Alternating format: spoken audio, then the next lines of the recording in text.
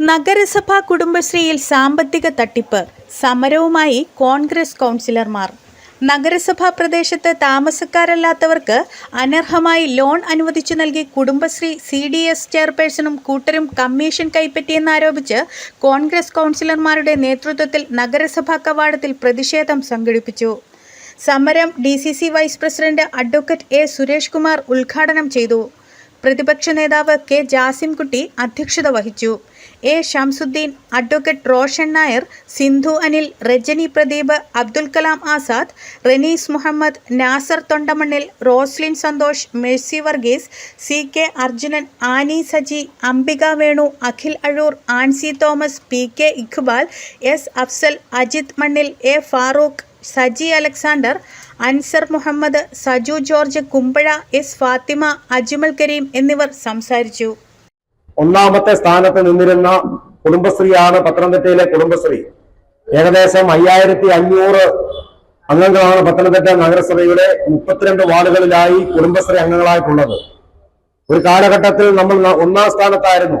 നമ്മുടെ നഗരസഭയുടെ മുൻ അധ്യക്ഷൻ ശ്രീ A. സുരേഷ് കുമാർ ചെയർമാനായിരുന്ന കാലഘട്ടത്തിൽ CDSന്റെ ചെയർപേഴ്സണായിരുന്ന ഇപ്പോഴത്തെ കൗൺസിലർ ശ്രീമതി അംബിക വേണു ഒന്നാം സ്ഥാനത്തിന്റെ അവാർഡ് സംസ്ഥാന സമിതിയിൽ നിന്ന് ഏറ്റുവാങ്ങിയതാണ്.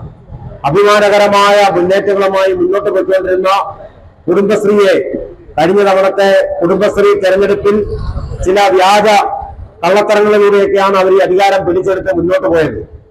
ഇപ്പോൾ കേരളത്തിൽ ഏറ്റവും കൂടുതൽ അഴിമതി നടത്തുന്ന ഒരു കുടുംബശ്രീയായി പത്തനംതിട്ടയിലെ കുടുംബശ്രീ മാറിയിരിക്കുകയാണ്. ഓരോ അയൽക്കൂട്ടം അംഗങ്ങളുടെ അവകാശമാണ് അവരുടെ അയൽക്കൂട്ടത്തിലെ അംഗങ്ങളായി അവർക്ക് അർഹതപ്പെട്ട ലോണ് മറ്റ് കാര്യങ്ങളൊക്കെ നൽകുക എന്നുള്ളത് CDSന്റെ ചുമതലയാണ്. അതിന്റെ ആവശ്യമായ അടിസ്ഥാനപരമായ കാര്യങ്ങൾ ക്രമീകരിക്കുന്നത് അയൽക്കൂട്ടങ്ങളിലും ADSലുമാണ്. അങ്ങനെ ADSന്റെയും അയൽക്കൂട്ടങ്ങളുടെയും ശുപാർശ അനുസരിച്ച് ഇവിടെ വരുന്ന കത്തുകൾക്ക് അർഹതപ്പെട്ടവർക്ക് ലോൺ നൽകുക എന്നുള്ള ഉത്തരവാദിത്തമാണ് പത്തനംതിട്ട നഗരസഭയിലെ CDS ചെയർപേഴ്സൺ അടക്കമുള്ള ഇവിടെയുള്ള മറ്റ് ഉപസമിതി അംഗങ്ങൾ അടക്കമുള്ള എല്ലാവരുടെയും ചുമതല.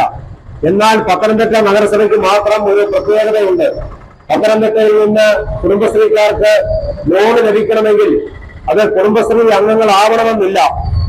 അവർക്ക് താല്പര്യമുള്ള ആൾക്കാരെ അഫിലിയേഷൻ ചെയ്യാതെ അയൽക്കൂട്ടങ്ങൾ രൂപീകരിക്കാതെ കള്ളത്തരങ്ങൾ കൂടി പഞ്ചായത്തുകളിലുള്ളവരെ പോലും ഉൾപ്പെടുത്തിക്കൊണ്ട് നൂറുകണക്കിന് വനിതകളെ ഉൾപ്പെടുത്തിക്കൊണ്ട് കമ്മീഷൻ അടിക്കുന്നതിന് വേണ്ടി ഇവിടെ അയൽക്കൂട്ടങ്ങൾ വ്യാജമായി രൂപീകരിച്ച് ADSന്റെ കത്ത് വ്യാജമായി കൃത്രിമമായി നിർമ്മിച്ച് CDSന്റെ സീല് കൃത്രിമമായി നിർമ്മിച്ച് CDSന്റെ ലെറ്റർപാഡ് കൃത്രിമമായി നിർമ്മിച്ച് ഇവിടെ മെമ്പർ സെക്രട്ടറിയുടെ ഒപ്പ് വ്യാജമായി രേഖപ്പെടുത്തിക്കൊണ്ട് നൂറുകണക്കിന് ആൾക്കാർക്കാണ് പത്തനംതിട്ട നഗരസഭയിൽ നിന്ന് ലോൺ കൊടുത്തിട്ടുള്ളത്.